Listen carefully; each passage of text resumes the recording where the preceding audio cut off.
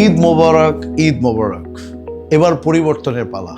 আসন্ন টোয়াব নির্বাচন 2026-28, এবারের ভোট তারুণ্যের পক্ষে হোক, এই প্রত্যয়ে আমি মোহাম্মদ তসলিম আমিন শোভন, আসন্ন টোয়াব নির্বাচনের একজন প্রেসিডেন্ট পদপ্রার্থী।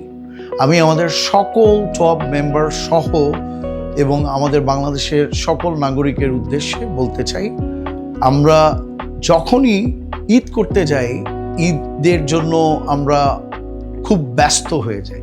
সেই ব্যস্ততম জায়গায় আমরা নিরাপদের ব্যাপারটি ভুলে যাই। তো আমি সকলকে অনুরোধ করব, আমরা নিরাপদভাবে যার যার বাসস্থানে, যার যার পরিবারের সাথে ঈদ উদযাপন করে সুস্থভাবে, নিরাপদভাবে আমরা তার কর্মস্থলে ফেরত আসি। সবাইকে ঈদের শুভেচ্ছা, ঈদ মোবারক।